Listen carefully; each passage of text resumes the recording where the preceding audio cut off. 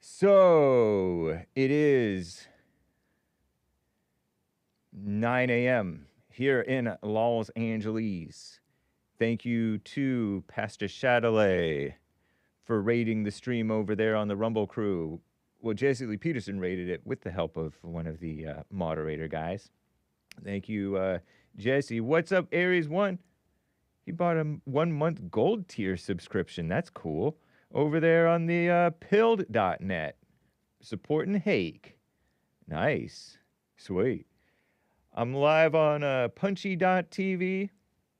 Capybara. But it's spelled capybara. Something like that.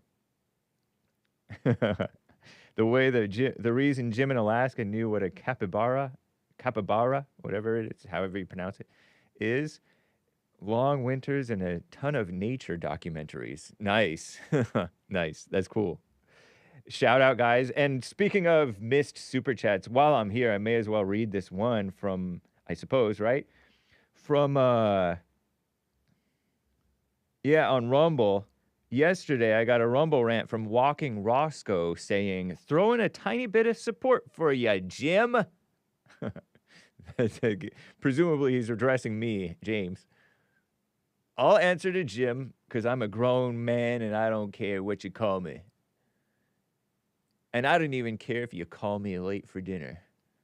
I'm not one of those people who says, don't call me late for dinner. You can call me late for dinner. I don't even know what that means. But anyway, thank you, Walking Roscoe. You can call me Jim. There was a guy who would call me Jimmy, and he was the only guy I let call me Jimmy. But by then, I was a nice person in high school. He was my health and safety teacher, an old-timer type of a guy. Not turning my back on the snake pit, says Walking Roscoe. But I love the Rumble fam, too. So I guess the snake pit would indicate the YouTube live chat, whereas the Rumble is a snake pit, too.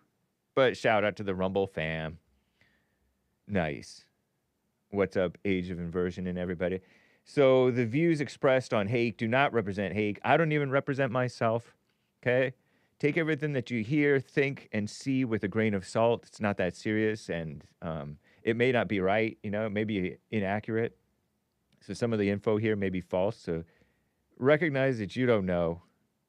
It's stuff that I say, stuff that's reported from the New York Times, stuff that I surmise. Could be wrong. So no endorsement implied by Bond or JLP or even me personally. If I seem to express some personal animus, you may be misreading me, or if it is real, it's wrong. As a quick point, Terry said we should be looking down on more than just the PDFs. There's a whole lot of people on whom to look down. But I say, Terry was my last caller. I meant to only spend 1 minute with her, but I got caught up. And so I wasn't able to get to all of your calls. But we shouldn't be looking down on anybody. If you look down on somebody, you're wrong. You know what I mean? Jelly bean? Yes, I do. Tennis shoe. We're Christians.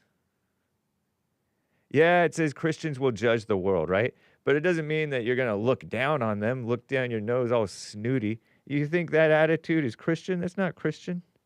This judgmental team Christian identity, identifying with that thing, with that name, when it's Christian in name only. Thinking you're going to heaven or whatever. Some of these people think that they know that they're going to heaven, and they don't know. Shout out.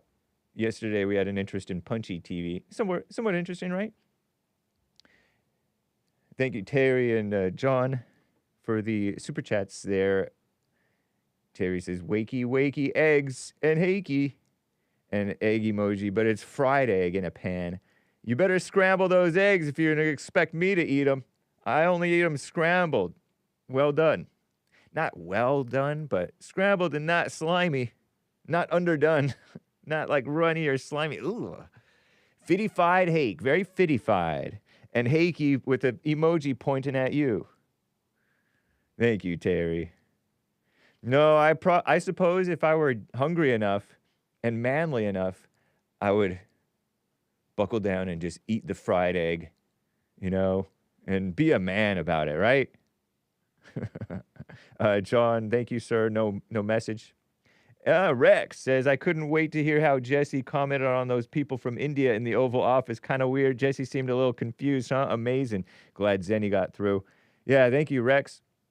Yeah, Trump celebrated Diwali. He lit a diya. I showed that yesterday on my show. We also showed it on Punchy TV, and I played like I didn't care. I was for it because Trump can do what he wants, and I will never judge him. But yeah, it's already gone. The America is already overtaken. So may as well celebrate Diwali. Just not in total, like, spiritual giving yourself over. But you know me, I'm white, and I may not be the best white you've ever met. So I could be wrong. Don't take Hake's attitude. Take Hake's attitude with a grain of salt. Hake may be wrong. Not just the facts, but the attitude, the spirit. Okay, so anyway, I do see you calling in, and I will read your super chats, more of your super chats. Thank you guys for the early supers. That's cool. Very kind, and shout out to Walking Roscoe. Thank you, sir. Pardon my missing your super chat there. Diwali, disclaimer, I guess. Whatever. Disclaimer, Diwali and disclaimer and other things. So I think that we're pretty well set to go. American Anchor Baby's coming up next. So anyway, everybody, let's just get right on with the show. Oh. That's too loud. That's too quiet. Oh, I see. Yeah, we pulled it down yesterday because we played. How'd you guys like the Punchy TV theme song? We didn't really play it full blast, so you didn't get to appreciate it completely. But here it is. Show! 1, 2, nice. 3, 4. Oh, it's the Hake Report. The Hake Report. La la la. Oh, it's the Hake Report. The Hake Report. La la la. Oh, it's the Hake Report. The Hake Report. La la la. Oh, it's the Hake Report. The Hake Report. La la la. So, how you guys doing? I'm fine. And yes, I do have my all thoughts are all lies all the time. All right? All thoughts are lies all the time. Pardon me. There was a man who requested an alternative design. And I've forgotten about it because this one was too busy for him. I like this one. It's cool.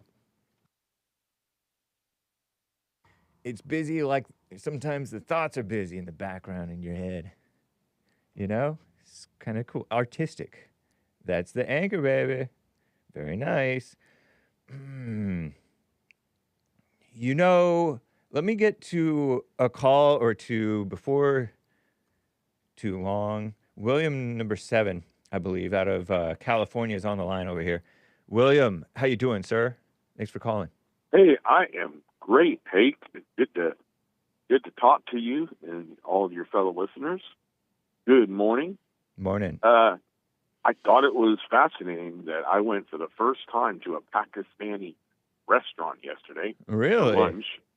Yeah, it was on the 99 in Can I say the city if it's over 100,000 people? I think it's it's just a city you can find on a map, Yuba City. But I've heard at of first, Yuba I didn't City. know. Huh? I've heard of Yuba City, Yuba City. Yes, Up there in they have a lot NorCal of or Sikh something. temples there. They have a lot of. There's a Sikh temple there that I drive by sometimes. Wow. And so I went into this place, and I thought they were Indian. I thought they were from India. Right. It turned out they were from Pakistan. Pakistan used to be India, maybe. I don't know. Yeah, I don't didn't know nothing about the war between them. So when I asked them if you were India, he didn't come off like he was like, "How dare you?" But right. They were mellow. They're very mellow people. But I really felt like I was back in the Middle East when I walked in there. Oh, really? The music, the music was playing. With their instruments, and that was playing, and it was empty. And the booths were really high, like they're like 6 foot tall with flowery stuff. And I was trying to figure out. So I asked them, "Hey, are you Sikh?" And the people said, "No, we're Muslim." So they were Pakistani, and they were Muslim. And it was you could tell you weren't. I mean, I know I was in America, but the restaurant made me feel like I was in a third world country. I bet it had that air. The bar part was closed off, but it was done very sloppily, like if kids were running it. When I went to go to the restroom, I looked out back and you saw this trash laying in the fire marshal would say, "What's all this trash?" And so I was like, "Why don't they throw it away?" And they said they've been there for 5 years, so it's not like they're just started and just opening the place and trying to get it squared away. Right. And then off to the other wall, there was like a bunch of those, when you have a church function and you have all those silver trays with the little heat sterno under them, and it keeps them all warm, like you're having a buffet. Pakistan, you know what I mean? Pakistan was part of British India until it partitioned in 1947. Huh. Fascinating. So anyway, yeah, they spoke good English. The food was okay. I ordered something. I don't like Indian food, goat. actually. I've never had it. I like how it smells, but I don't like how it tastes, and it's just too much, and it's just unremarkable so far. And then it's not tasty like it smells, and then it's either not hot enough, or it's too hot in terms of the spicy hot feeling. Yeah. Well, again, this was Pakistani. Same thing. And no. I don't know. Am I wrong? Maybe. I don't know. So I was looking at the menu, and you could order goat brain. I'm like, what? I read that. I'm like, you eat goat brain here too? Because you do that in Saudi Arabia. They crack open the head and eat it after the dinner. Yeah. And then I was trying to figure out what goat dibbles or what was the word. And when I looked it up, I had to Google it. It was their hooves. I'm like, why would I want the hoof of a goat? Well, you're not supposed to waste anything. Aren't they poor over there? Are they numerous? They're probably numerous and poor, so they eat everything. Oh, you mean in India, or in Pakistan? But I don't know about here in Yuba City. But yeah, I don't know. I asked him, and he tried to say, no, it's not really brains. And I'm like, well, why would you say it's brains? On the menu, it's on the menu. Yeah, nasty. Oh no, it was kind of bland. Yeah, and exactly. So, yeah. So, Was it cheap though? At least it's pretty cheap. Pretty good deal. So it looked like at first, but by the time he asked me if I wanted the naan bread and the flat bread with the butter, and that was another $3.50, and that's pretty good. I like that. And then, and I asked for some rice. They gave me some Pakistani rice. Okay. And it reminded me of the mandi rice from Saudi Arabia, because when it comes, it's white, yellow, and orange, different rices. And it was really good in Saudi Arabia, but it did not taste that good at this restaurant. So I had to throw it in the gravy that the meat came with, and then it made it really good. Once I put it with the gravy, then I liked it.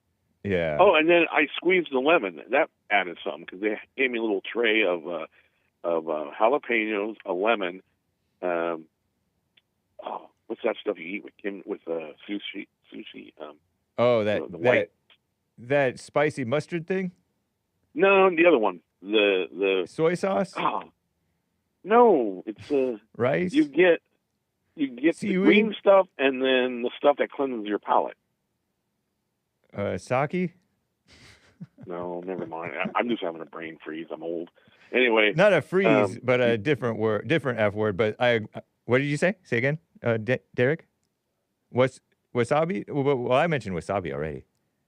Can't be that. Wasabi is the green stuff, but Yeah. it's the other stuff that cleanses your palate in between fish when you have different fish. I don't know. I have only had sushi. I can count on one hand the number of times I've had sushi. So anyway, once I squeeze the lemon onto the rice and put it in the gravy, then it actually tastes pretty darn good after that. Okay, nice. So- Yeah, if you add the right seasoning to it, then it's good. Yes. Well, thank you for and sharing and your. a bunch of onions. They had a bunch of dried onions, and I threw that in there, and then that made it taste good too. Yeah. So, It, yeah. So To me, it's so it was crazy. fascinating. To me, it's so crazy. I was listening to the Jesse Lee Peterson show in the first hour. JLP was talking about how America and Los Angeles, downtown and elsewhere around here, used to be America. And now it became into Chinatown. Chinatown's been around a while, but Chinatown has kind of expanded. And then he called Koreatown Chinatown. Koreatown has only been since the 60s when we flooded the country with the 1965 Immigration Act.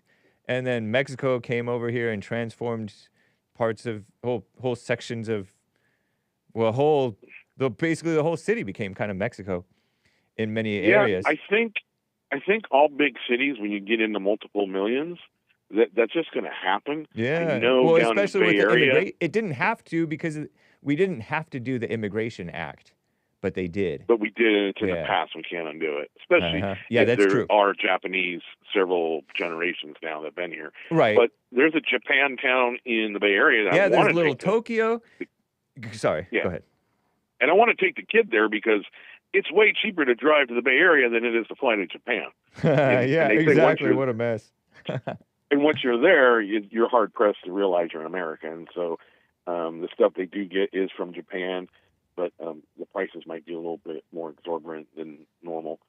But and so anyway, any city that's big, and I could only imagine New York, as big as it is. I only went there once in the 90s. I drove there from Fort Dix when I was going to school there, and Speak place up. was just Speak up for me. mind-boggling. Oh, Yeah. sorry, I'll use my outside voice. Thank you, But sir. that place was mind-boggling when I went to New York. Just drove up there from Fort Dix and was there for the afternoon. Went with a buddy, did the buddy system, and went up to the Twin Towers, to Times Square. I went to Times Square because we always watched What a mess. our family had a tradition of doing the Dick Clark thing. Nice. That's funny. In New so I York. wanted to say I was there. And so then we went home that day, and we were trying to find our way back on the subway, and we were worried about getting mugged. And these people found us and said, "Hey, you look like you're lost." And we're trying to get back to the Twin Towers. And they said, "Follow us." And we followed them, and they took us to the right spot. And I was like, "Man, they weren't even rude to us." I'm like, I thought they were going to try to kill us. And then like Andrew Dice Clay would say, do I look like Big Ben? Who my helped trip you? there. Who helped you that you Just thought they were strangers, going to kill you? people that they saw us looking at No, the but subway what type of system and they could strangers? tell- Describe them. Were they black strangers, immigrant strangers? What type No, of they strangers? were white. Oh, okay. They were white. They looked like college people, or maybe I don't know. I mean, Okay. that was in the 90s. I Yeah. couldn't picture them now, but no, they weren't black. I know that. Okay. Well, I appreciate anyway, it, William. but- Number 7. Thank you for your cultural sharing.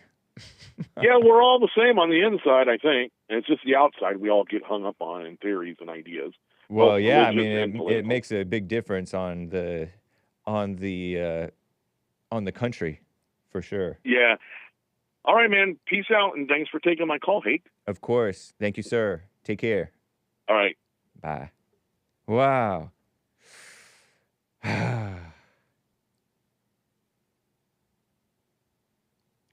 Let me get to David in Florida, who's on the line over here. David, thank you for calling and holding. How you doing? Hey, how you doing? Doing fine. Thank you. I haven't talked to you in a long time, but Yeah. Sometimes you used to call me David from Kentucky. Oh, nice. So you moved? Did you move to Florida? Well, I own Kentucky and Florida. You own Kentucky and Florida, based. Well, what I bought, you know. You own in both of those states. You own parts of those states. Nice. Yeah, I got homesick because I'm from Florida, but I am from Kentucky. I sort of remember you, David in Kentucky. Now you're David in Florida. Yeah. So welcome to Florida. Not that I'm in here, but I'm in California. Instead of being West Palm Beach, my new place is 25 miles south of Daytona Beach, Florida. Is it a place that you own, or how you doing? I don't, baby. I threw the cash down on the counter. And you bought it like an Asian. I don't know if you get the reference. I was going to say another religion, but like like a Jewish person. Yeah. Well, I mean, your name is David. You're the king. I worked for him for I drove truck, but in between jobs and for 20 years, I worked for the best Jewish people in West Palm Beach, the World War II bunch you have ever wanted to see. They always paid me in this community called Poinciana, and they lived in villas. And all the villas were all the same color. And I paid all the villas at least 2 or 3 times in 20 years. All the same color. Yeah.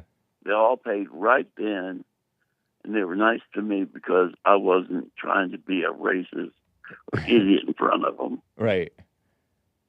And that was good. That's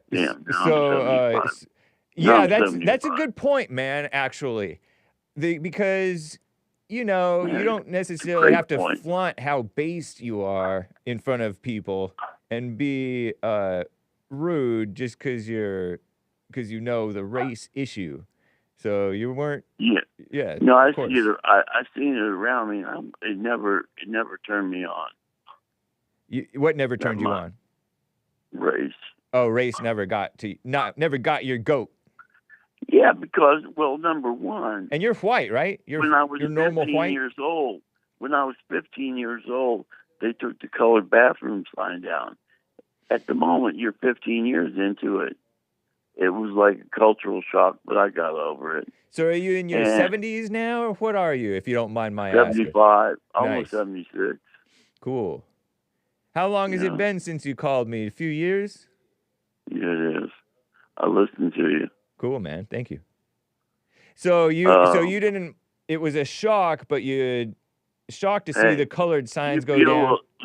Do you feel a little bit safer living in L.A. instead of walking outside and having some Antifa shoot you with a 410? What is a 410? Is that a type of gun? It's a rifle. Oof. Or a 12-gauge shotgun. Oh, nice. Oh, the new punks like to say AKs and Glocks. All right. I'd say a good old 410. Yeah. What's your question? Why are you asking that? Are you referring to the Charlie Kirk thing? In March, I'm very close friends with the band called the White Buffalo, and they're playing in March down in Soloma Beach, just north of San Diego. And I thought, well, maybe I'll stay 2 or 3 more days and go to Jesse's church. Yeah, nice. And then fly home. Are you the one who kind of knew California too? Man, I've been to California 50 times in the last 9 years. But I'm talking about from younger age too. Did you ever own over here? Oh, no. Okay. Well, hey, the only California that I know about is Highway Patrol with Broderick Crawford. Is that a TV show? Oh, man, write that down. And watch 3 shows and look at California today. You'll throw up. Is that kind of like Chips, or is it predate Chips? No. It was when California was 75% dirt roads And they call Wow. the dirt road, and they call the dirt roads interstate. Nice. That's what you call the good old days. Yeah, I bet. That's interesting, man. I'm serious. I'm with you. In 55 to 61, that was the number one black and white show. Well, we were all black and white. Highway Patrol, huh? Yeah. What was the star's name again? Broderick Crawford. Broderick Crawford. And you're young. You're no endorsement implied, okay? Yeah, go ahead. May I ask you another question? Of course. You've lived in California a long time, right? All my life, 44 years. About 25, 30 years ago, in a town called, a funny name, and it had these two guys, and they were comedians, and they were always talking about fishing. But Sam Luis Obispo. I've heard of, that's up in NorCal, I guess. Do you remember the name of the TV show that those two guys were on as comedians, always talking about fishing, but never went?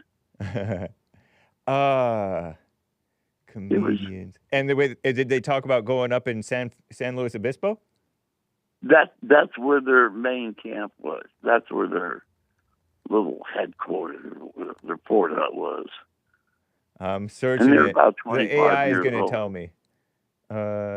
Comedians too. And I don't know. No, I don't know. They even had T-shirts. I think it was on PBS. They even had a T-shirt that if you bought it, they'd send it to you. And I didn't buy one. My friend did. And I can't remember the show. I want to watch. And it's not the Fish Masters. Come to your church. I want to come to your church too. You definitely should. Yeah. It's not the Fish Masters from the 90s. It could be the Fish Masters. Fish it was like Masters. It was like two guys, and they were comedians, and they were hilarious. I never seen. Yeah, I got one rod and reel and Catfish Dave on it. You know. Huh. I love it. I love fishing. And two guys on a boat. No, they're in the building. Oh. Always talking about fishing. Okay, maybe not that then. I don't know. It's hilarious. It's hilarious. Okay. It's two of the funniest guys in California. I'm the wrong person to ask. You know me. I'm a cultural Philistine. Well, this was back in the 80s. Yeah. I only knew the major, like the A-Team and Knight Rider, Chips, Dragnet. No, this was like Knight Rider.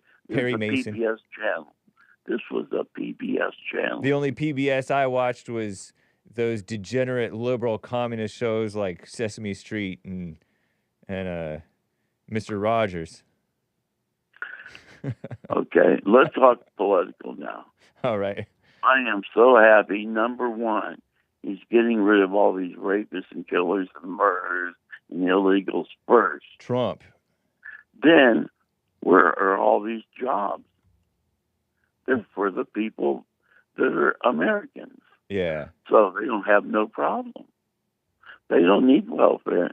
I'm 75, and I've never had a full food stamp in my life. Yeah. They didn't start that until 1961. 61, did you say? 61. 61. Yeah. Yep. The first food stamp was cashed in 1961. Wow. I thought it was going to be in Miami, but it was in Philadelphia. I Googled it.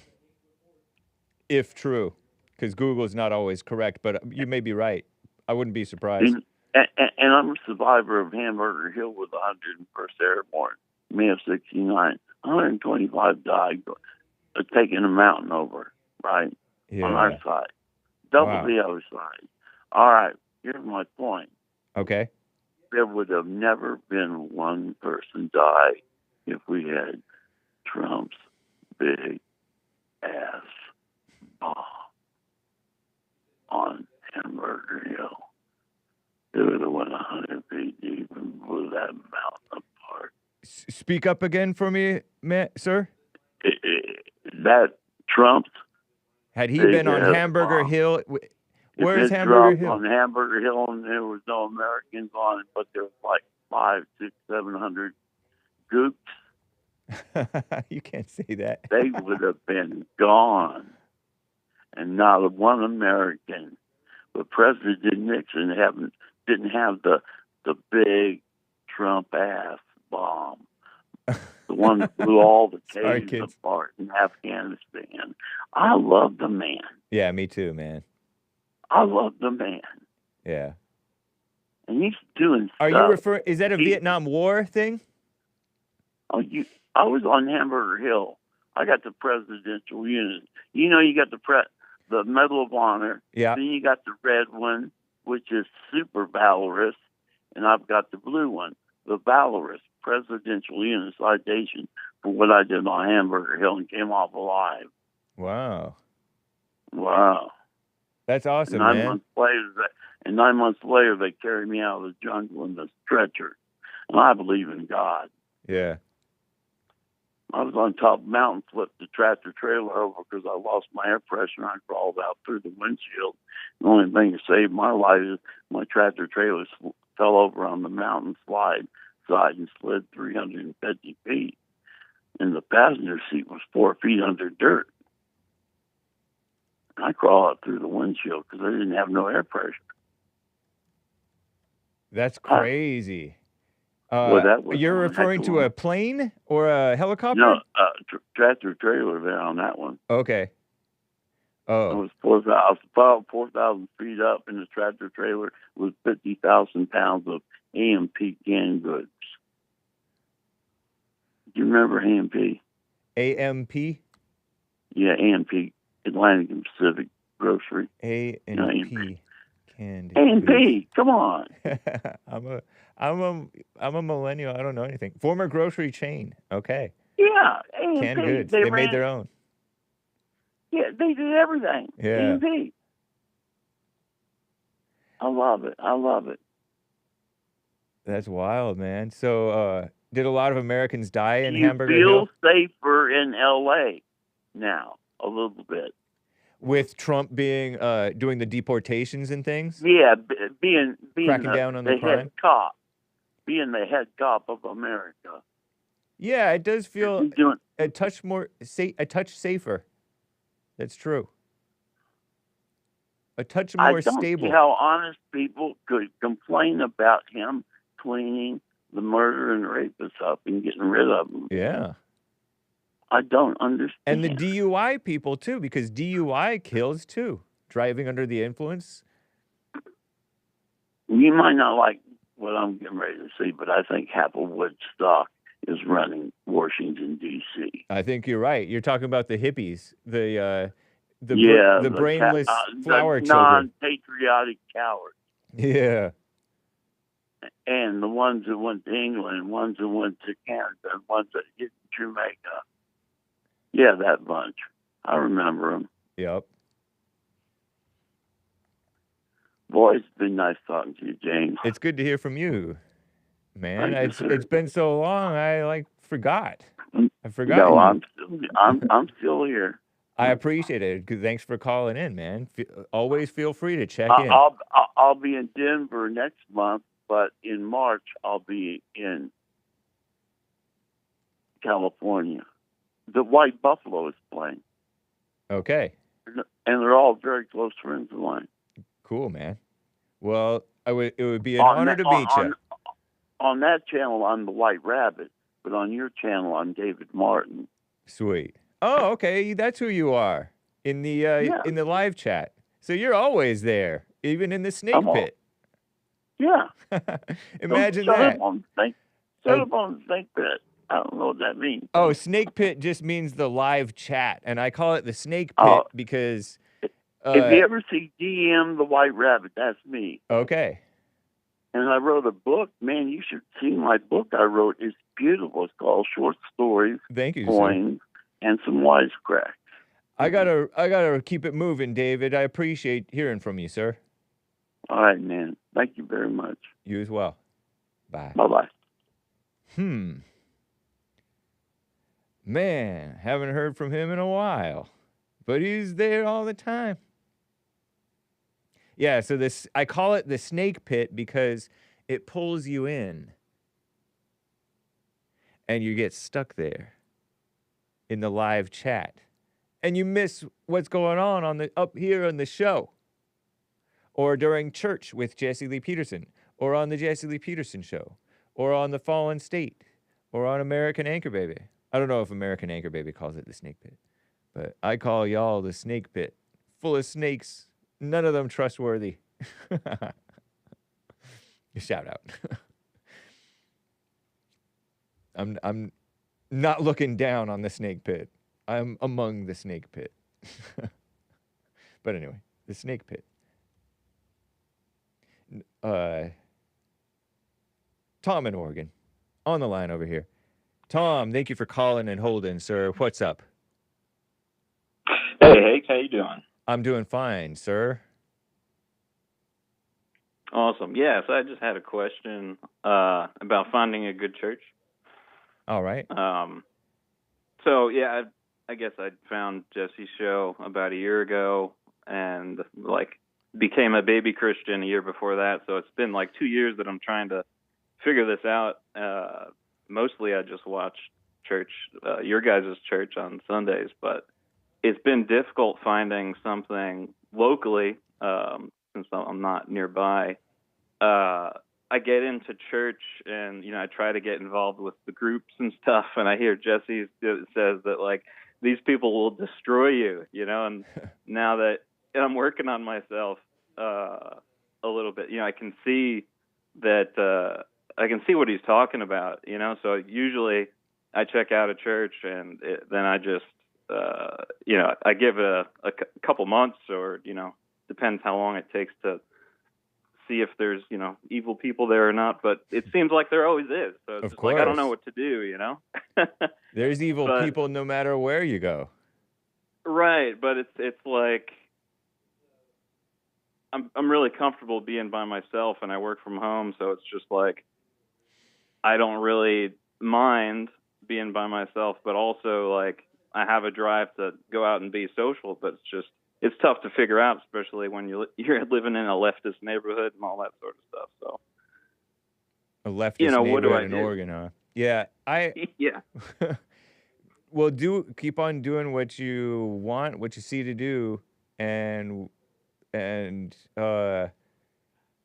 watch your loneliness.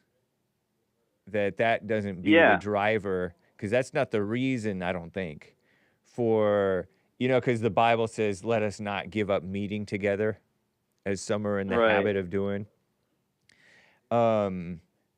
Your loneliness or wanting to be social is not a reason to go to some church.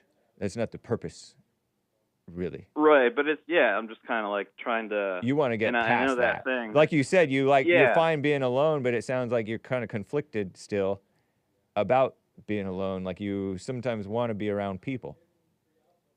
Well, it's not that. It's just that I have nothing in my life that puts me outside, so I can just be at home all the time and get my groceries and that's it. But I'll never meet anybody or nothing's ever going to happen, right? So not necessarily.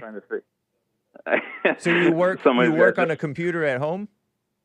Yeah, that's it. Okay. And then you exercise at home, or do you get sunshine? Yeah, I go for a run almost every day, outside. So. Yeah, there you go. Are you shy? Not anymore. Okay, nice. So then, so then you'll, and then do you do the self-checkout or do you check out with whatever people when you check out your groceries? Any opportunity to interact with a person, I try to interact with a person, For the challenge of it, or because you feel like you should, or because you're lonely? Just because I want to talk to people. Okay. Yeah, that's fine. Yeah. Yeah. You don't have to find a church necessarily. My dad, I've considered him the best Christian I knew when I was growing up. And Yeah. he didn't really come to church with us, with his wife and children when I was younger. And I considered him a better Christian than all of us. I didn't really Right. think of it in that way. I just didn't think anything of it. It was what I knew and whatever. The dad is not necessarily like that. He works and he does his thing and he has his morality and he's a honorable man and it's fine. I didn't consider it a bad thing. And you catch church with Jesse Lee Peterson, and are you in the snake pit during church with JLP? No. Good. That's a good thing. Yeah. Because the snake pit is a distraction. If you want to go to church, don't judge the people for being evil, but you know they are evil, and you know you may be evil too, whatever. And I don't know. And, yeah, well, I'm just, I know that I'm evil, but I think, overcoming that now since I found, Jesse's church and all that sort of stuff. But I guess it's not like a church in particular that I'm looking for, but it's just like I could, live the rest of my life and mostly never talk to another person since I work from home and all that sort of stuff. But it's just, you know what I'm saying? It's just like it'd be nice to make some sort of connection with somebody who's not evil. Oh. I don't know if you ever will make a connection with somebody who's not evil. Well, they're pretty somebody few and far between. right. It's just like somebody who's. I don't know if you. Well, let me tell you one last little thing. Don't play God with your life. Yeah. Because you're trying to say, oh, this is never going to happen because I'm at home all the time working and doing groceries, getting groceries, and kind of not going to these churches because everybody's evil there. And that's not your concern whether you meet anybody else. I don't think. Right, I see what you're saying. Awesome. Well, I appreciate it, Hake. Because this stuff does happen. Life does just be led. Right. It just seems few and far between right now. Maybe that's what you need, though. Yeah. I don't know. Good call. Good call, indeed. Appreciate hearing from you. Let me know how that goes, man. I'm interested.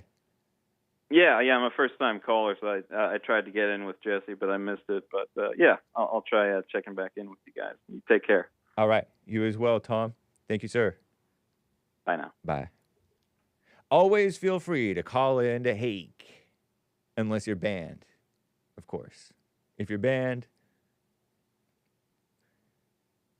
no hard feelings. Hopefully. I have some coffees to read and some other content. If we mosey on over to buymeacoffee.com, we're perusing. I was perusing these Hamburger Hill.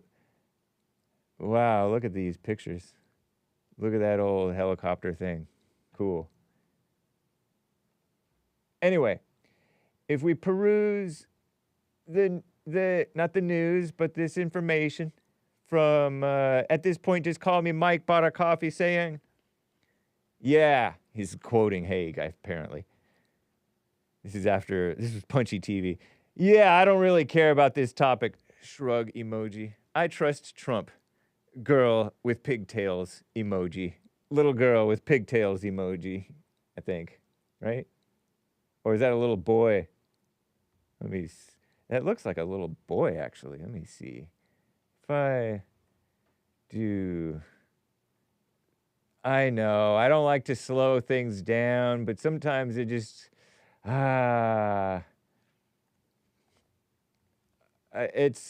this is,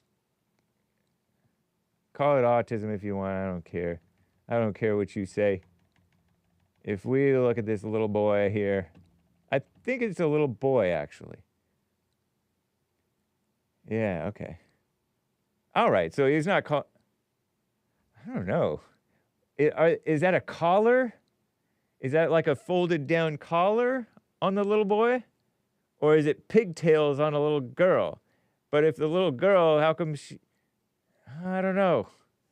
I don't know what that is. Anyway, kid emoji. Yeah, you know, because Mike called in and we talked about Hamas and the Jews and Israelis and IDF and people who don't actually know what's going on talking like they know and only telling one side of it, you know. Oh, yeah, I know October 7th happened, but women and children are getting killed in Palestine. Shout out to my co-host, Derek. He and Mike are against the IDF, seemingly. At this point, just call me Mike, bought a coffee. I know you're used to receiving shekels here from here's some Canadian pesos. I thought about it this morning, and I'm pretty sure that Jesse's referring to you when he says some people call him Trump Daddy. I mean, he's referring to the NATO guy called him Daddy. I'll call Trump our greatest president. Period. Celebrating Diwali notwithstanding, because I don't care about that. They're here. And it's tradition now since Obama and Biden, and they're in his administration. And what can you do? We're talking about the Indians, but also Jewish people. They're here, and you got to work with them. What, you're gonna be all antagonistic? What good is that? You young, idealistic, silly people. You hold on to your morals and ideals, and forget about God. Shout out. That's what I say. So thank you, Mike, for your coffees. Mess. Coffees from Mike. I don't get shekels. I wish. Anyway, Greggatron bought a coffee saying, "You are a trip," he says. How come when you read the news, you sound like you don't know what you're talking about? That cracks me up. I don't know. I sort of don't. Thank you, Greggatron. Also, I found that Echoes in the Keys beat. I love that. Thank you. It sounds like you're rapping when it's on. Yeah, huh? Remember I played that JLP rap from Kevin, ripping off Pinocchio's Helicopters lyrics? It's an AI rap. And I didn't hear one rhyme, but it sounded like rapping. Pretty cool. I'm glad Artie Art Too Smart is calling in again. Shout out to Art, indeed. I put this together for you. I want to know your thoughts. We'll see how long it is. Did you really want to put me at 422 seconds? Or were you being a boomer? It's Tuesday, the 1st of July, AD 2025. Happy White History Month. What a day. Hey. I would like to get to Mark in Los Angeles, California. Mark, what's up, man? How you doing? Very good. Thanks for taking my call, Hake. Yeah. I just wanted to shout out to White History Month. Yeah, happy White History Month. Yes, sir. Thank you. And I'd like to point out a few heroes. So it's a 9-minute video. I'll have to check that out there. Greggatron, thank you, sir. Much appreciated. Happy White History Month with Mark in Los Angeles. The Hake Report. Sweet. Much grass, which is Spanglish for muchas gracias, many thanks, or much thanks, or something like that. I'll have to check it out! Exclamation mark, command, or control, enter. Yeah. Hey, look, there's Pinocchio's helicopter himself. Nice. Sweet. Sweet. I have to. Oh, I wonder if I did the timestamp. He might not be a boomer. I might be the boomer. Let's see what it says.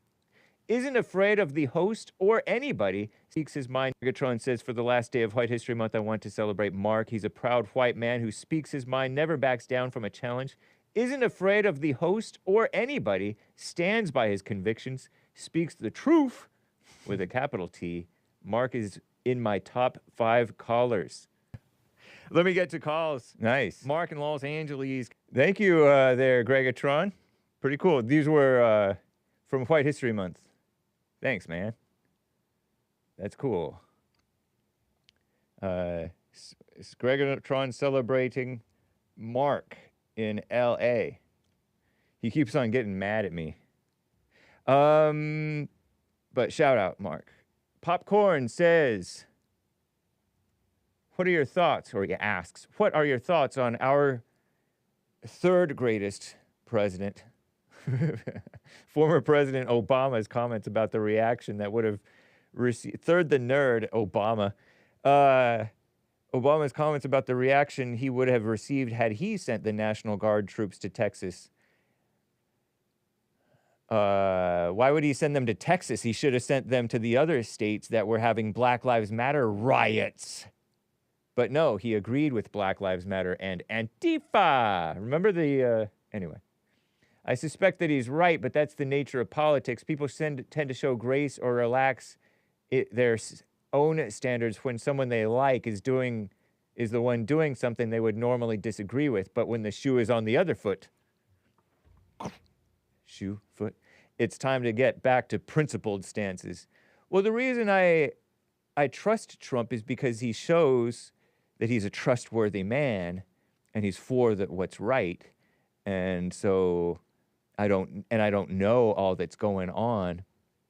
And who cares if the National Guard is somewhere, you know? As long as you're not picking a fight with them, you won't even know the difference. But no, these evil people pick fights with the National Guard, and that's why they get stomped. Here, let's hear what. Sent in the National Guard into Texas and just said, you know what? A lot of problems in Dallas. Dallas, very black. Is it black? Anyway. Yeah, a lot of crime there. Look at him with his arms folded. Is he holding himself? Is he hugging himself? Any body language experts? He's all twisted up like a pretzel, like a little girl. Anyway. And I don't care what. Can you see the spirit on this guy? Just the mocking, evil, phony spirit.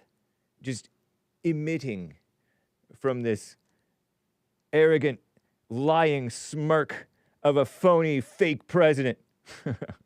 Phony and fake is redundant. I'm getting beside myself. Lin Yan Chin. Hake needs to nose breathe. Governor Abbott says. I'm going to kind of take over law enforcement because I think things are out of control. I think things are out of control. Things are literally out of control. He's a mocker. He mocks the truth. Typical communist. It is mind-boggling to me how. Oh yeah. That was his last podcast. This guy is Marc Maron. Don't say Maron. Is that a bad word? Don't say that, Italian kids. Marc Maron, M-A-R-C, and his podcast is called What the Blank, or WT Blank. Fox News would have responded. Yeah. I mean. Faux News. Fox News are a bunch of kiss-ups. They're nicey nice people. That's why they're, anyway. There were times where, I remember there was a moment, I don't remember what year this was, where the military just had regular exercises in Texas, out of one of the bases. Oh, yeah. I remember sort of this. Fort Hood or... Fort Hood. Fort Hood, you didn't say murder. And Ted Cruz and a number of other folks were out there lending credence to the fact that I was preparing for martial law. You know, the whole black helicopter, one world government. Yeah, we were like, Obama's not me, but some people were like, Obama's not going to leave office. He's going to declare martial law, and he's not going to leave. I mean, I was about to take over Texas. Yeah, I don't know this about is like that, a sitting U.S. senator. Yeah. Was like kind of retweeting about what's going on with these exercises. Secret ops. I didn't even have any. I didn't monitor military exercises because you know what? That was He didn't the even like the Pentagon's military. job. That was the Secretary of Defense and the Joint Chiefs of Staff and the COCOMs. That was their job to prepare and focus on military readiness, and then they'd report to me. The point is that we have blown through, just in the last 6 months, a whole range of not simply assumptions, but rules and laws and practices. He sounds jealous. He's jealous that Trump is doing even more than Obama did, but Trump is doing things in the right way. Obama did things in the evil way. That were Trump thinks differently. Obama, a standard thinker, a communist thinker, but communist is pretty standard nowadays. put in place to ensure that nobody's above the law, and that we don't use. That's right. That's what Trump is doing, making sure nobody's above the law, including Democrats who go after him and the illegals who have been floating above the law. Use the federal government to simply reward our friends and Yes. punish our enemies. If I had sent in the National Guard into Texas, So that's Obama for you. So what's your point there? You suspect he's right? Yeah, I mean, there were definitely people who were conspiracy theorists who were like, Obama's going to declare national law and he's not going to leave office. I never really took those people seriously. And Lion Ted, we call him Lion Ted Cruz. Thank you for the Obama IG on WT blank final episode. Whoever Marc Maron is, Marc Maron, American actor, comedian, musician, podcaster, writer, Mark David Maron, Jersey City, New Jersey, 62 years old, 5'11", married for a few years to Mishna Wolf with 2 F's. Sounds like a Jewish name. I like Jewish people named Wolf, except for Wolf Blitzer. I'm talking about the last name. I don't know if Wolf Blitzer is even Jewish, but I like that last name, Wolf, but with 1 F. Spell it like the normal word.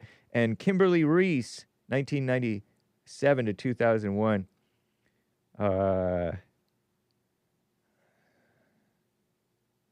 he was in Joker, huh? The one with, what's his name? I don't know who this is, but WT blank. Oh, he's out of Highland Park, L.A., right over here. He was with Louis C.K. He interviewed Louis C.K.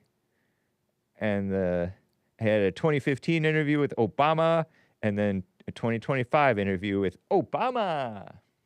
Final guest, final show. I wonder why he quit.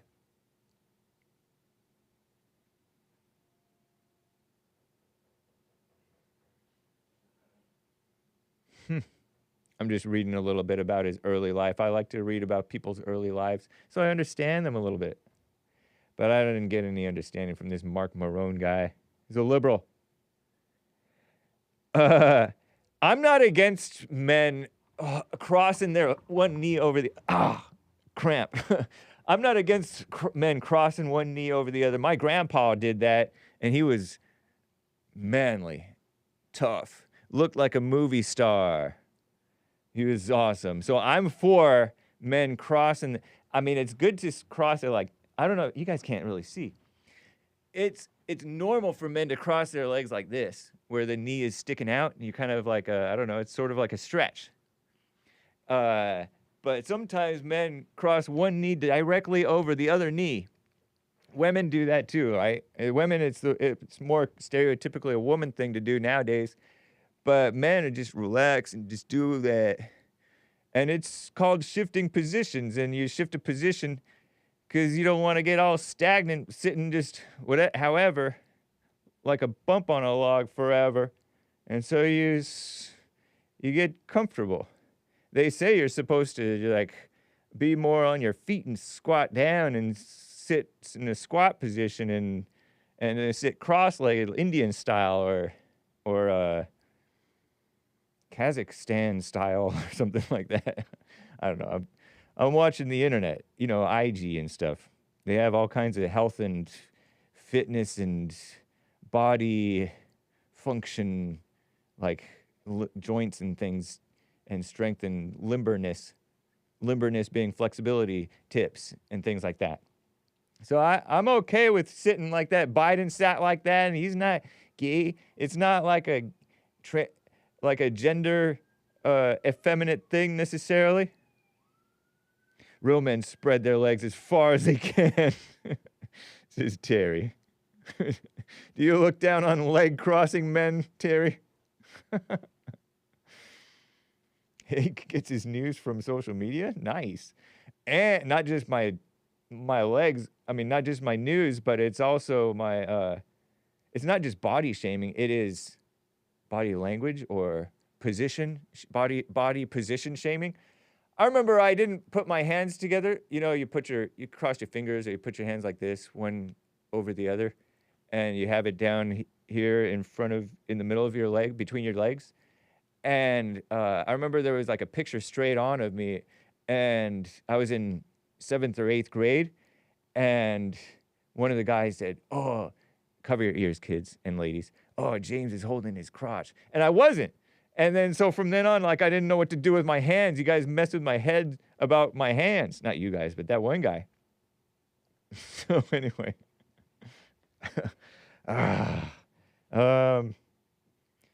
Sitting with your legs crossed like a woman is fine. Whatever. Let it go, Hake. All right. Let me get to Ross in New Jersey. Ross, thank you for calling and holding, sir. You're live. No problem. How you doing, Hake? Doing fine. How are you, sir? I was thinking today about The Wizard of Oz. You ever watch that? I did, back in the day.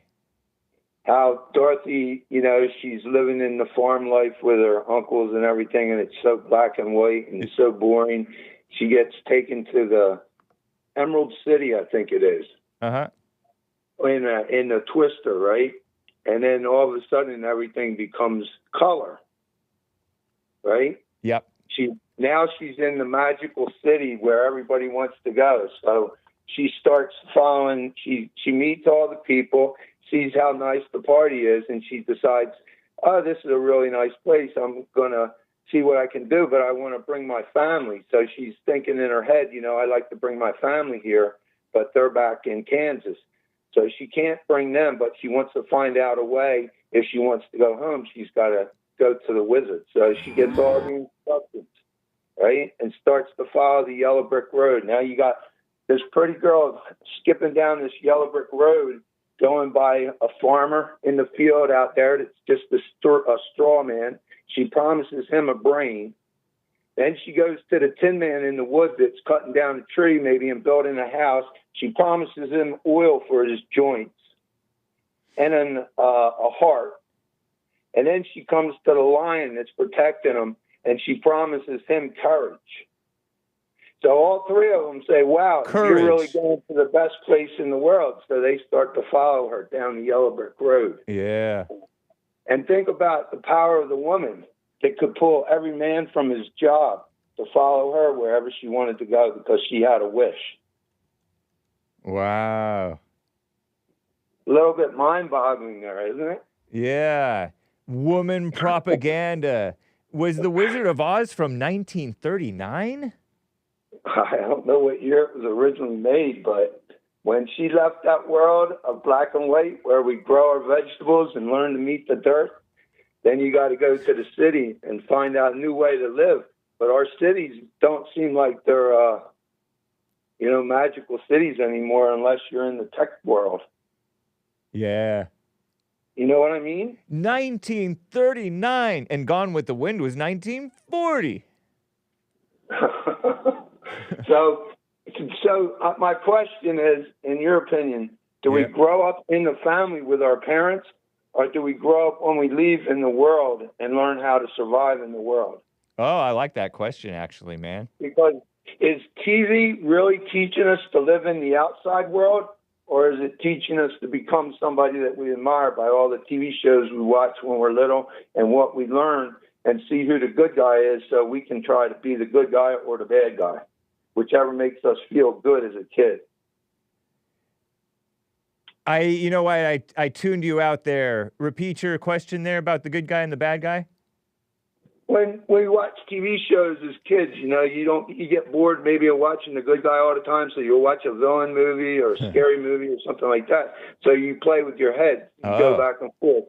You know what I'm saying? Sort of. But then when we get pushed outside in real life, we got to become something. So who's the teacher who teaches us what we're going to become when we move outside the house? Supposedly either the Holy Spirit or your dark, evil, dumb mind that's imitating what's right. Good. Yeah, but you can stand in the field and be a straw man, or stand in the woods and be a tin man, or sit on a rock and be a lion. Huh. Yeah, right. A lot of people are hiding from the world, aren't they? That's what I said. Even while in the world. Exactly. They're all. You think about all the schools when you went to high school. Every one of them was like an animal. You're cheering for this. You're cheering for that. Yeah. You were like whatever animal follows your school. And then we get pushed into the real world. All of a sudden, we're like, after high school, you got to make a decision. Are you going to keep going to school, or are you going to go out and start to follow the yellow brick road? Huh. Is the yellow brick road good or bad? It depends on what's at the end. You got to see your future a little bit, don't you? Or do you? Or are we all just getting along to be along to, make friends and move on and see where we go? But when you put guns and armor on people, and you got people with knives and swords, every place you go may be a battle. Yeah. I'm asking AI, is the Wizard of Oz Christian?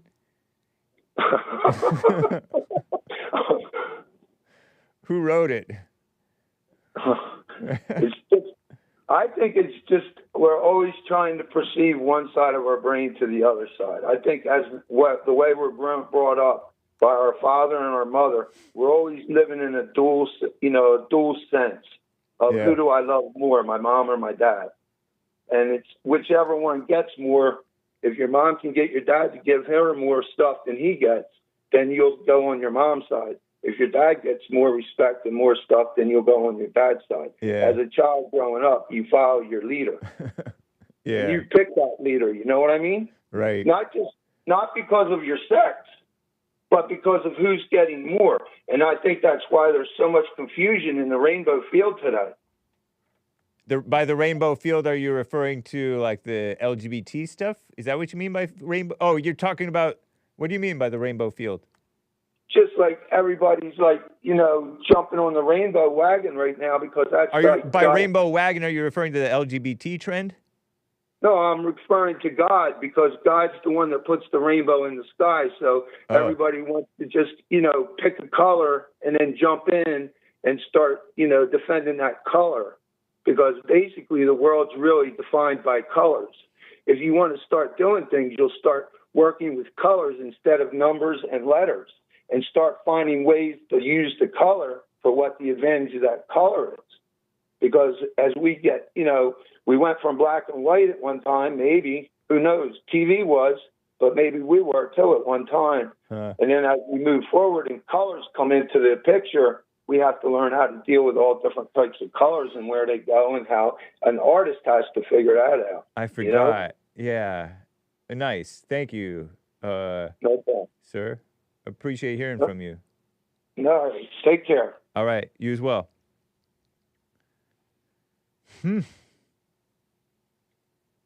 Yeah, so I was looking at just side note, for those of you who were wondering if for those of you not watching the thing, I was looking at this Frank Baum, Frank Baum wrote The Wonderful Wizard of Oz. Wow, wonderful. The Wonderful Wizard of Oz. And he's neither Christian nor Jewish. He was a free thinker, quote unquote, raised Methodist like Hillary Clinton, right?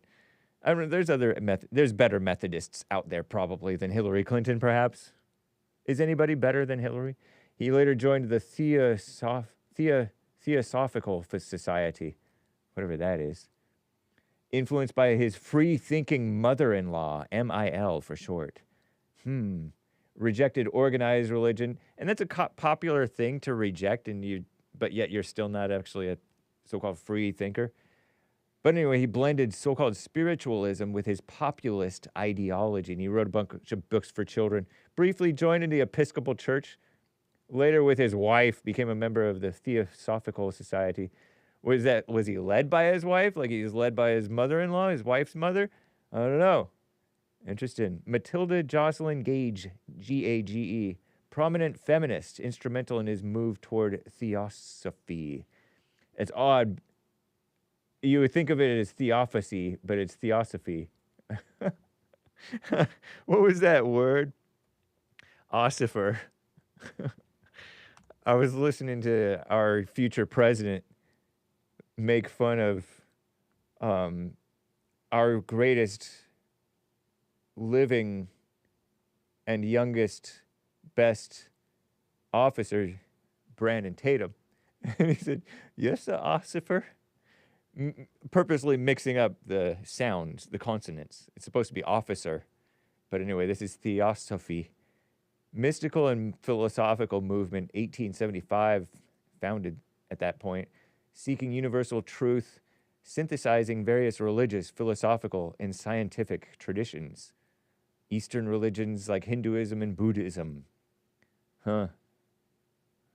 Universal brotherhood, wisdom of God, reincarnation and karma. In the 1870s, that was when they were doing this communism stuff too, they started bringing in karma instead of you reap what you sow. And I feel like I feel that you reap what you sow is more sensible, whereas karma is a more superstitious. So people have become more superstitious rather than actually believing in God. That's my theory. Esoteric knowledge, whatever that is. Synthesis of traditions. Attempting to find the common deep essence of all religions. You know, because you can hear something that rings true or that is true or factual anyway. Interested. So not necessarily Christian. Sounded like he followed his wife, maybe. Frank Baum. I mean, all writers are liberals. Let's just face it. He's a writer, an artist, kind of like a musician. Did he write the music? And so therefore he's a liberal. Anyway, let's not get too carried away with that, if I haven't already. Jaime in Minnesota on the line here. Jaime, thank you for calling and holding, sir. What's up? What's going on, Hake? Hey, not much. Hey, I wanted to talk to you. Side note, What? while I'm thinking of it, pardon me for interrupting you, Jaime, but my first caller today was William 7, and he was asking what cleanses your palate, and Derek suggested it might Kimchi. be... What's that? Kimchi. Kimchi? Maybe, but Derek suggested it was ginger. Ginger may be the thing that cleanses your palate for the next sushi? Kimchi is fermented ginger. Oh, really? Kimchi is ginger? I knew it was fermented. I thought kimchi was fermented cabbage, man. Oh, no, that's sauerkraut. Sauerkraut is kimchi. It's just two different words for it. Sauerkraut is German That's right. kimchi, and kimchi is Korean sauerkraut. You want to bet? No. But around here in LA, in the vegan world of LA, of which I'm not part, I sometimes get sauerkraut and sometimes I get kimchi, and kimchi just has the red food coloring, and sauerkraut is just that off-white yellowish cabbage. So kimchi has more spices normally, but it's basically all cabbage. But okay, it could have some ginger in it. Kimchi could have some ginger in it. I don't take that away from you, Jaime. You know stuff, too. All right, so. Well, maybe you're right. I don't know. Yeah. Anyway, you called about something else. Thanks for bearing with me. Yeah, the second mayoral debate of New York City. Uh-huh. Yeah, I watched it. It was pretty good. That's interesting, man. What made you watch that? It was on, and, you know, I clicked it. It was on YouTube, and I tapped it, and I find it interesting. Yeah. Probably just because Trump was talking about it. Isn't that weird? Right. And this is the second debate that took place last night between Andrew Cuomo, Zohran Mamdani, and Curtis Sliwa. That's right. And so, Yeah, what's your take? Ooh, same as before. I like Sliwa a lot. I don't like Mamdani. I think he pulled a little bit of a Kamala Harris, you know, where when she and Trump debated, she was cognizant and everything, but she just wasn't good. Yeah. You know, she just wasn't making the points. Or the points were too commie for me. Yeah. But also, a lot of people think like me, didn't vote for her. So I don't think a lot of people are going to vote for this guy, Mamdani. Really? Just, you don't think that he's yeah, going to dominate and win? You disagree with Trump No. then? According to Drudge, I saw some headline saying that Trump doesn't think he's beatable by the current I candidates. listened to a lot of Trump's press releases, and you know his the gaggles he does on. Well, on Trump Air didn't Force say this One. in public. It was just supposedly private remarks. Well, I But don't anyway, know about yeah, what those did you remarks, say? but I've heard him say things like that, like, you know, New York's in trouble because they're going to have a New York Muslim mayor, Marxist mayor. Yeah. But he has said that. But when I've heard him say it, I think he's joking around. I don't think he's serious about it. I think he's. So you don't think that this? I don't think he really believes it. I think he's just saying it to say it. You don't think he'll win? Zohran? No. Zohran? No. Interesting, man. You may be right. Yeah, you're cutting out a bit. I think Mossad doesn't want to hear this. Oh no! Here, let me. Yeah, you sound like you're underwater. Let me put you on hold and see if it fixes itself. If not, I may have to. Yeah. Oh, sorry about that. Let me put you on hold here. Okay, so I'm gonna put him on hold, and then I'll come back and see if he hears me better, and if not, then I may have to turn off and on the phones here. Oh, hey, Bill. It's comforting that Bill is here. Am I any better now? How about now? There. Can you hear me? Yeah, I can hear you. Nice. So it's fixed. Yep, it's clear. Cool. But it was in an entertaining debate, though. Cuomo, this guy Sliwa was talking about the 40,000 beds they used to have in the crazy house. Okay. And then Cuomo shut down the crazy houses, and they only got 4,000 beds left. And they put all the crazies out in the street.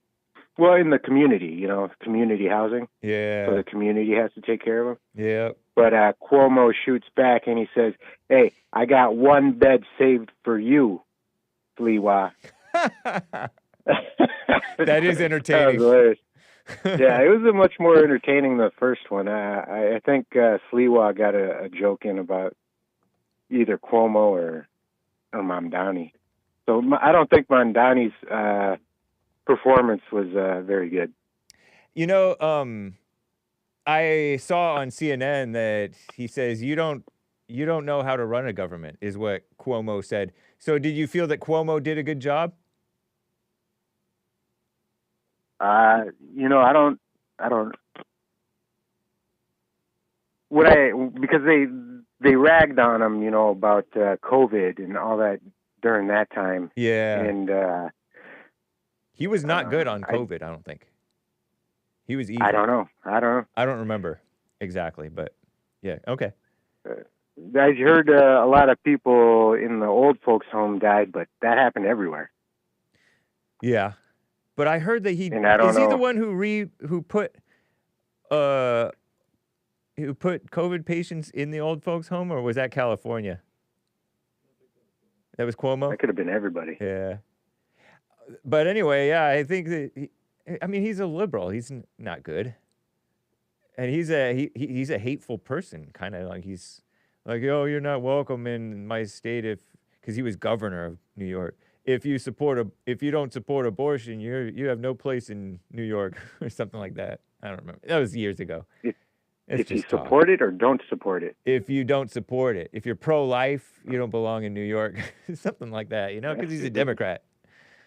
So you like Sliwa still, and then Cuomo is a distant second, and Zohran he folded like a cheap Kamala Harris. Yeah. And, you know, after our last talk about that, I thought about it. And, you know, if Zohran Mamdani was, if AOC or Pocahontas raised their voice to him, yep, I think he would fold. I think we would turn back into a little boy. Yeah. He's not strong. I don't think he's very strong. Yeah, he doesn't seem very strong at all. At least Cuomo, you know, at least his face looks tough. Yeah, that's true. He looks like a man, even if he's a liberal. Yeah. And, you know, even if these allegations aren't true, just that they were made against him shows that, you know, women respect him. You know, they see him as a force to be reckoned with. You know what I'm saying? That's an interesting take. I like, why else would they Me Too him if they didn't think something like that? Interesting. Yeah. Yeah. That's true. He has a little bit of manliness to him. That's why they went after him. Kind of like they did Kevin Spacey. He's kind of manly sounding, and other things, and other lamos. Yeah. You know, Bill Cosby. Bill Cosby's a liberal. He's into the black thing, kind of, but just not enough, not sufficiently. Yeah, I heard they Me Too'd him because he wasn't into the black victimhood enough. That's right. Yeah, and that's why the blacks didn't back him up either, because he was telling the blacks to be responsible, pull up their pants and stuff, and the blacks said, "Well, forget you. We're going to Me Too you." But Diddy never did that. I heard it from you guys. Diddy kind of outlived his usefulness. He was a little bit manly in a beta rapper way, I guess. So he was sort of anything that sort of resembles masculinity, even loosely, I suppose, is hated and going to be torn down. You know, they eat their own, you know, evil versus evil. That's right. Hey, in Minnesota news, the governor over here was talking about the organized fraud crime rings. In Minnesota? I haven't. Yeah, he's mentioning that we have organized crime over here. And did you say organized fraud? Yeah. With the who's the governor of Minnesota? Isn't it a liberal? Tim Walz. Tim Walz. Yeah. So what's Beautiful he doing Tim talking Walz. about another so-called man? What's he doing talking about organized crime? Well, I don't know why he was talking about it. I have to dig deeper into that, but it's interesting. I heard the snippet of him talking about it. Organized crime is to blame for extensive fraud in. Here, let's just see this here. Yeah. In Here in Minnesota. I wonder if. And a lot of it. Who are the criminals? Is it Somalis? Because I think of Somalis as being. There's a lot of Somalis doing the Feed Our Children one for sure, I heard. Oh, Feed Our Children fraud? Yeah. Government programs, man. Something that I was talking with JLP off air at one point, and he said anytime you have a government program, Feed Our Children sounds like a do-gooder thing. I don't know if it's government. Yeah, the state. The state taking money. Yeah, you get corruption in anything where there's government money, because that's major money, right? You're going to get corruption and people taking advantage. That's why welfare, a lot of fraud, all kinds of different things that are money. I forget what specifically we were talking about, but yeah, man. Huh. I could definitely believe, organized crime takes advantage of loopholes in the laws, like over here in with the shoplifting rings. A lot of that is organized crime, I hear, whether it's gangs or foreign gang organizations that are criminal, or what. They steal $999 worth of stuff so that they don't catch a felony and don't go to jail or whatever it is. I don't know. Yeah. Speaking very interesting times. The next few years is going to be very interesting. The one piece of advice I can give you and everybody else is spend less than you make. Follow the guide, 7 Principles for Spiritual and Financial Success. The little pocket guide. I got it from Jesse. Beautiful book. It is. Spend less than you make, and you're going to be okay. Spend less the lesson I took. than you make. I like that. That's the lesson I got from Jesse. Right on, man. That's from JesseLeePeterson.shop, where you can get my T-shirt, but only if you're spending less than you make. Of course. Spend responsibly, my friends. Okay, so yeah, that's if you scroll down here, you'll see the 7 guaranteed steps to spiritual, family, and financial success guide. Little thin piece of book. And, even if you're on welfare. Yeah, it's well worth it. Right on. All right. And thank you for the little promo there. It's cool. Oh, I heard your debate. Beautiful debate. It sounded like you were the babysitter of this group. Those other 3 guys are like children. You brought it back, though. You brought it back every time. This is the discussion right here. But, whatever. And that Phoebe, he sounded like a man. But his partner said he was a woman. Yes. Phoebe. So I couldn't take anything that guy said seriously, even though he had some facts here and there. Right. I couldn't take him seriously. Yeah. That was a male to female, MTF, transgender, so-called, was what Phoebe is or was. Too bad. Whatever. Too bad. Yeah. People are into all kinds of different things. Thanks for the feedback, man. Thanks for checking out my debate on Modern Day Debate. Available on I found it on Spotify. Cool. Yeah, because it's not, you have to be a paying monthly member on Modern Day Debate YouTube channel, which is not necessarily a bad idea, but support Bond first. But yeah, it's available on audio podcasts, Spotify, Apple Podcasts. Thanks, man. You have a good day. You as well, sir. Take care. Yeah, if you go to thehakereport.com, you can see, and you scroll down to the bottom or whatever, if you just go to thehakereport.com/appearances, it's there. But this is the recent one. Debate: was Trump the right pick over Kamala? And people were confused because if you click here, if you watch on YouTube, you must be a Modern Day Debate YouTube member. And I am not yet a member. I have not joined the Modern Day Debate channel yet. But I really appreciate James Coons and the Modern Day Debate crew. But you can also catch it, like I have shown you, on Apple Podcasts and Spotify. It starts about 2 minutes in on Apple Podcasts and on Spotify because there's like an ad at the beginning. So to my timestamps, I suppose instead of 45 seconds in, you start at 2 minutes in. So you add like a minute 15 or a minute 30 seconds to all of my timestamps here, because I was taking timestamps notes about the events going on. But you know, Spotify actually has they automatically generate some chapters, if you will. I'm not going to show you at this time, but if you peruse it, you might be able to see the stuff. So nice. If you so please, you're welcome to... by the way, this is made by Grok AI, this little artistic thing. I wrote to Grok AI, XAI, give me a 16:9 format image in pen and ink and watercolor, loose style of President Trump looking slightly mean in the foreground, with chaos around and behind him down below.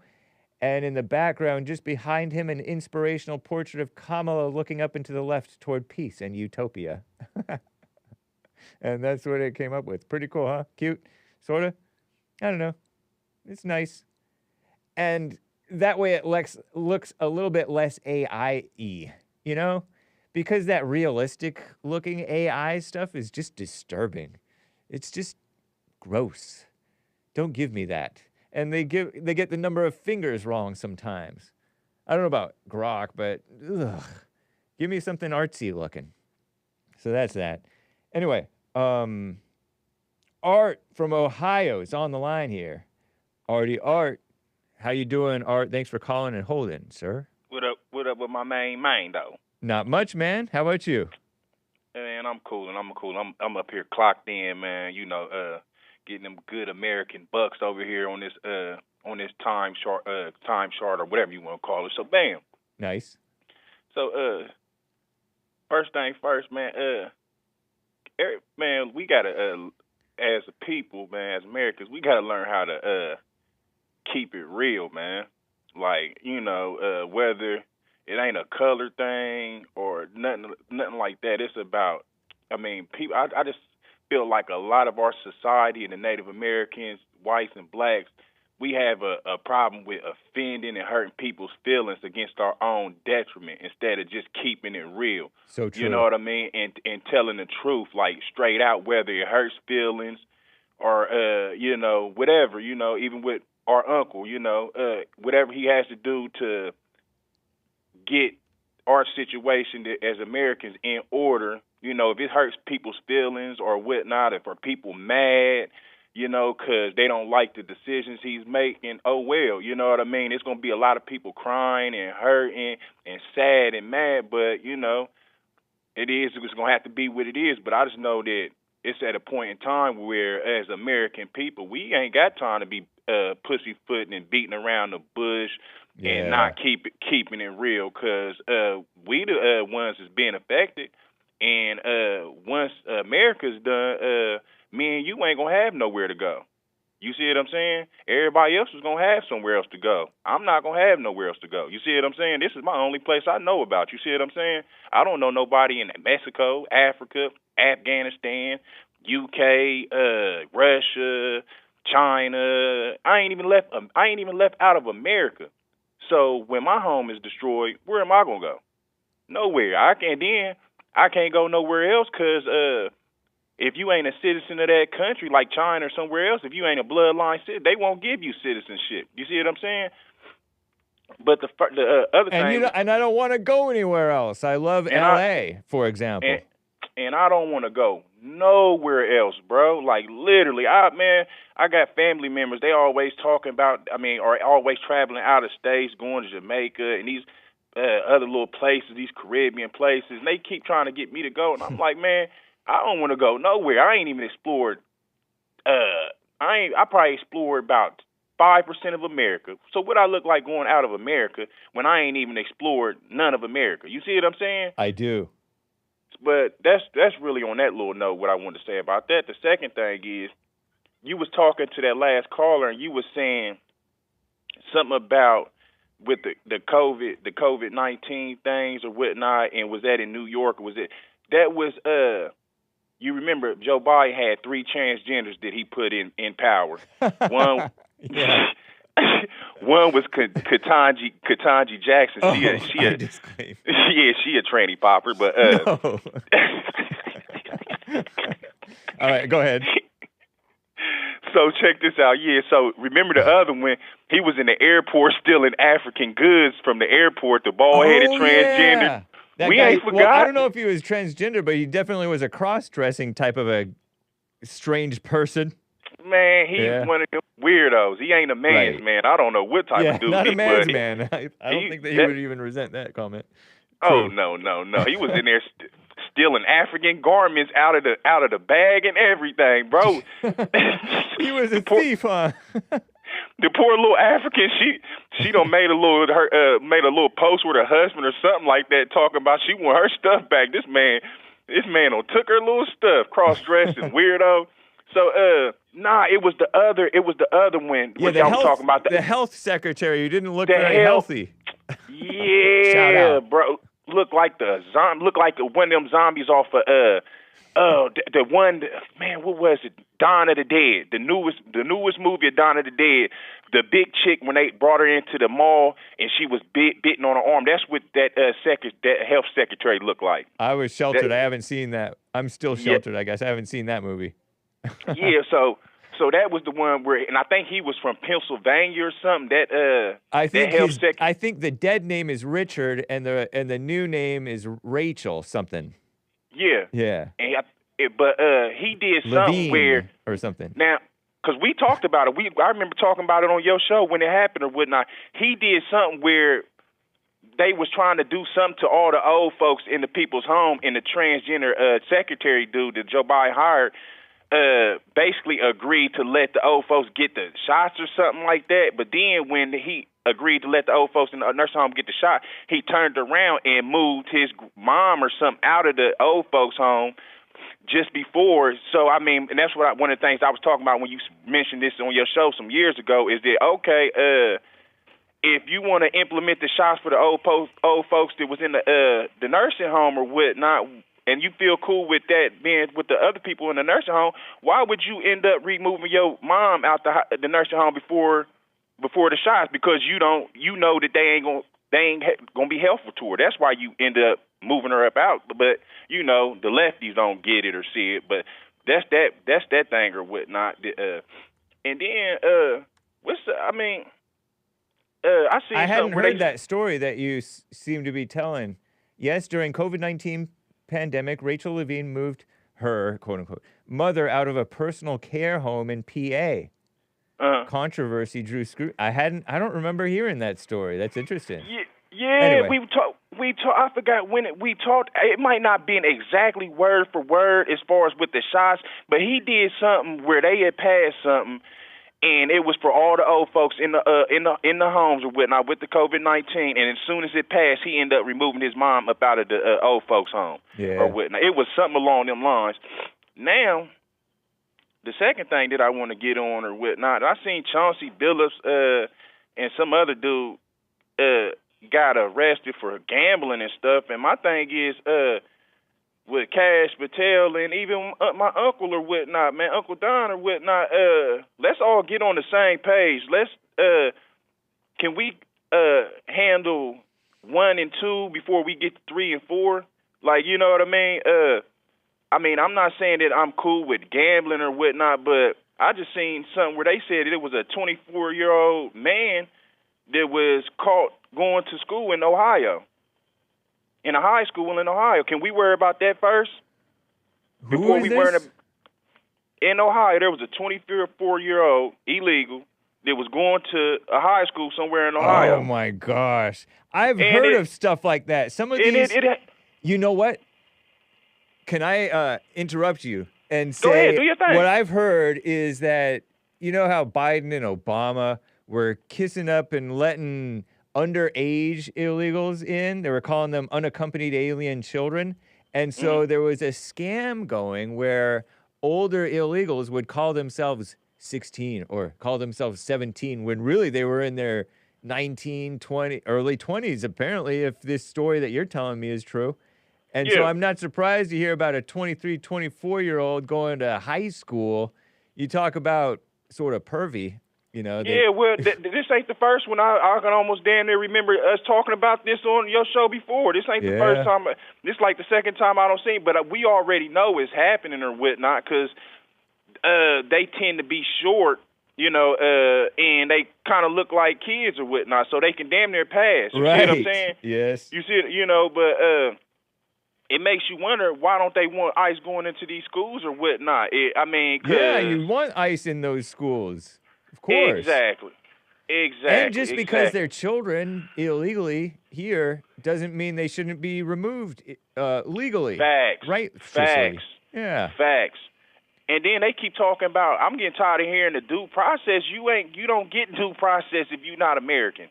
That's only intended for, so when they keep saying this due process, this due process nonsense, man, they basically deportation is not a sentence; it's a policy, and you don't need to court for a policy. If you're here illegally, then you get on out of here. Yeah, they conflating the two, bro. You can't give somebody rights to this only for Americans to somebody that ain't American. I don't understand how they not understanding that, but they understand it. They just trying not to do their job, which we was already talking about. But what I was just saying about even with the little gambling, like ain't nobody against them Patel and you know them going against Chauncey Billups and you know the NBA player and the other couple basketball player for the gambling, even Gilbert Arenas. Ain't nobody tripping on that, but truth be told, I really don't give a fuck about that shit. Oh, you see what I'm saying? Art. Sorry about that. I'm sorry about that. Excuse my language. Man, I really don't care about that. I've never heard. Well, I mean, I'm not surprised. But anyway, you got to get a hold of yourself, man. You know there's kids and ladies listening. I mean, the ladies cuss probably worse than you, but thank you, man. I appreciate your call. All right, man. Appreciate you. Catch you later. All right, Art. And Rick, I don't want to leave him hanging out of Hampton, VA. Thank you, Rick. Appreciate it. What's up, Brother Jay? What's up with you, man? Hey, not much. What's that, Art from Ohio? That was Artie Art from Ohio. Man, it's good to hear from you. I ain't heard from Art in a while, man. Yeah, it is good to hear from Art. Man, talking sense like usual and still rolling with Trump. Hey, you should roll with the Trump. That's right. You know, and I got a quick question to ask you. What do you think? Was you what year you was born in? 81. No, when Reagan was president. Yep. July of 81. So Reagan had been president for 6 months or so. Just about. So you probably won't remember Reagan, but I thought he was a good president. I think the only thing I like about Reagan was when he they had the same issue that was going on, so they was trying to get an immigration law. Yeah. So Reagan just said, well, the ones that's in here, we grant them amnesty, just let them stay in, and then we enforce the border from here on out. I heard that he regretted that afterwards.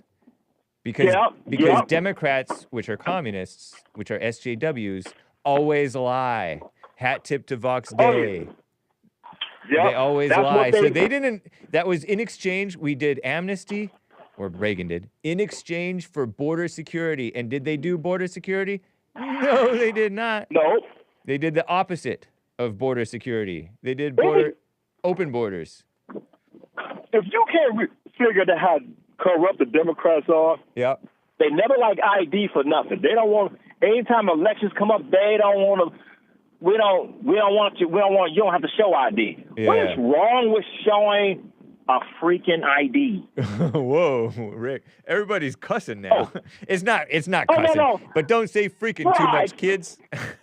That's funny. Right. You know, I'm sorry. Hey, please forgive you're fine. me, James. I'm kidding around. It's not like you cussed. It's not like your art. Right. I don't know if you heard art. But yeah, exactly. No, but if there's a time to cuss on the Hake Report, it's about the insanity in the country. So I understand you guys cussing. You're black. You know, And I'm It's like, not because I'm aware Yeah, there's that nothing kids wrong are with listening, so- showing ID. Yeah. It's ridiculous. We You got to know, show ID I mean, it's for like- everything. And Democrats will fight you tooth and nail over ID, and it should be legit. That's right. You know, it just kills me how they fight against ID. That's one way you can tell that our party is corrupt. They don't like ID. Only thing ID just, hey, you're good to go. If you go to a club, and back in the day, if they say 21 and over, they're gonna look at your ID just to make sure that you are at the proper age. You know, it's oh man. Yeah, exactly. I'm telling you, man. They don't actually. And you know what's interesting, man, is that I'm so trusting and gullible. I am that, which it may not be a word I heard, but anyway, that I will like believe people don't lie, because why would you lie about it? But people do lie, Right. and they do cheat, and they do the hookup thing. Yeah. And when I say hookup thing, I'm not talking about S. I'm talking about cheating and giving people a chance when they don't deserve a chance, when they didn't earn it, letting them skip the line, or hooking them up with a deal or a connection by whom you know. And a lot of these people are in the government, and the government people are corrupt liberals who help their friends and family, or just help people in general who don't deserve it. So it's crazy. What a mess. Wow, man. It just, wow. I'm telling you, man, the Democrats want these open borders, man, to stay in power. Yeah. That's all what it's all about, man, is let them in. That's why Biden let us in. He can lay in before his term ended. Total crook. And it's not just Biden, his whole administration, whoever was running the show. They wanted this chaos because Mama loves self-destruction, pretending that she doesn't, lying to herself even that she doesn't, lying even to herself that she doesn't want evil. She just wants it to be reasonable. Listening to excuses and emotions and intellect. And Totally see, even with the Democrats, that's why the Republicans are so careful. They don't trust the Democrats. And if you give them one thing, you know, they're gonna want another. You know, it's just like even with the health care, they actually we want Americans to have insurance. Yeah. And it's not the government's job. That's communism. Right. They want to insure them immigrants, get them groomed up for the next election. Yeah. That's what it's all about, man. But let me ask you one question there, Jay. You ever know when it comes to the Bible, out of all the races, Asians, whites, Hispanics, no one pushes race but the blacks. You ever notice that? I think you might be right. There are, in terms of on a mass scale, you're absolutely right. The blacks are into their blackness like nobody else. And you're talking about with the Bible. Right. What does that have to do with the Bible? Explain. Exactly. Yep, that's right. Rick. Can you hear me, James? Yeah. What do you mean by when it comes to the Bible? Nobody thinks about race as much as the blacks. What do you mean by that? What I mean by that, I'll tell you exactly what I mean. You always hear blacks say, Jesus was black. They were black. He tried to but you know, you had a lot of people. They acknowledge there were blacks in the Bible. You know, they acknowledge that. Right. But they tried to erase our history. Jesus is black. All that stuff. Yeah. I like saying, I tell them, I believe and they act like we think Jesus was blonde-haired and blue-eyed, and we're not even thinking that. You can't even find an actual blonde-haired, blue-eyed Jesus. You can see a Jesus that had sort of mid-brown hair. That's the closest thing to blonde you can get. And they come up. Haters will always come up with the biggest mockery of what somebody in your group believes, and shine a big light on that as if that's the main thing about you. Like Trump, way back in the olden days, in 2005, in private, joking around with Billy Bush, he talked about grab him by the something. And Trump never said that in public. He never said that in public. But that's and the media all they went repeat. and twisted Grab and him by the ran to the pig. bank. Yeah. So Yep. they're vulgar. They're disgusting, and they're pretending that he's the vulgar, disgusting one just because he was recorded as having said that in private. But they're saying it in public because they're vulgar and disgusting. Similar with the Christians who talk all the time about what the Talmud supposedly says about Jesus. I have never heard a Jew say that about Jesus, but you hear these so-called Christians saying what the Jews supposedly think about what's happening with Jesus, and that's so disgusting. I don't want to hear that. How come you keep on bringing that up? You're the gross one, not the Jews. Yeah, You know what I it's just mean? like, I got you, man. I got you, James. It's I don't know, ridiculous. that's just my opinion. Always, at all race, no one brings it up more than blacks do. Yeah, you know? they're It's all like, into the race thing. They're the racist ones, not anybody else. I mean, everybody else is, if you want to believe that racism is real. But no, it's not. It's fake. racism is nothing but hate. That's all it is. It's just not hate. even It's that. just a Sometimes it's love, and they call it racism. That's true, and you're right. Yeah. They use that word to keep everybody aggravated, especially the Democrats. They use that word to keep everybody aggravated, fighting each other. That's all it is. Yeah. Everybody fighting each other. You know, they want blacks hating whites, whites hating Jews, Hispanics hate Asians. Everybody hating each other. Yeah. They want even all different religions. That's why Democrats, because to be true, what is the U.S. official faith? It should be Christianity. Yeah, it should be, but we don't have an official one. Exactly, because there's so many countries in here now. You know, English should be our official language. Yeah, I'm with But it you, man. ain't. Totally.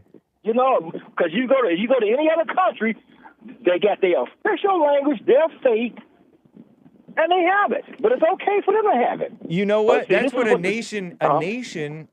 I learned this from like Bill Lockwood, American Liberty, formerly American Liberty, now Patriotic Pulpit. I like Bill Lockwood. Yep. Yeah, Bill Lockwood would say culture comes from the root word cult, not to be confused with these fake religions, but with which is religion. And a nation is a people, a race, if you will, but the people from this nation. And it's a certain group of people and the common language and common religion, like you talked about. And granted, now we have all this, like everybody has pointed out today, now we have all these different races in America. Now you just have to deal with each other. But that's it. But culture, it's not supposed to be multiculturalism. It's supposed to be one culture. And then if you're outside of the culture, recognize that you're an outsider on whatever issue that you're an outsider on. And don't be trying to force your way in and force it on everybody else. But that's what they do. Terrible. Just like Imar, all these foreign people that's in our government, they sit there and trounce the American flag, talk about America, and yet hold up the flag from the country they running from in the first place. Yeah. That would kid me. I mean, totally, you're man. becoming American. I mean, why didn't you stay there if you want to make a difference? Why are you here? Yeah, Why are you in our government? people, you know, like a woman doesn't know what she wants. She's never happy. That's everybody. We're all a bunch of women. So wow, I shouldn't laugh, but it's James. true. What a mess, man.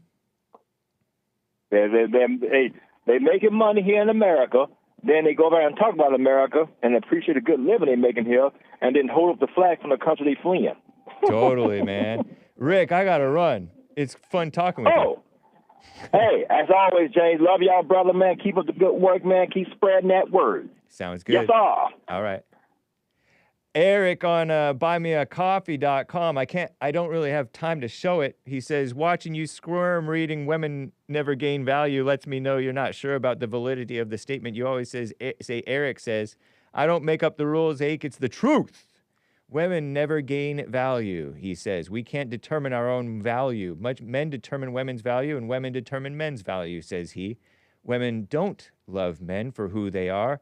No woman wants a virgin man, he says, with no money, no muscles, car, job, home, status, wisdom, yet all men live life this way, he says. Women love men for what they create, wealth, muscles, S-word, experience, sexual, wisdom, education, status, home, car, lifestyle. And I'll have to read the rest of this non-pithy super chat and Cesar or Caesar's super chat tomorrow, guys. Peace in the Middle East, or at least in your hearts. Bye, guys. Take care. Anchor Baby next. Bye. Bye. Bye.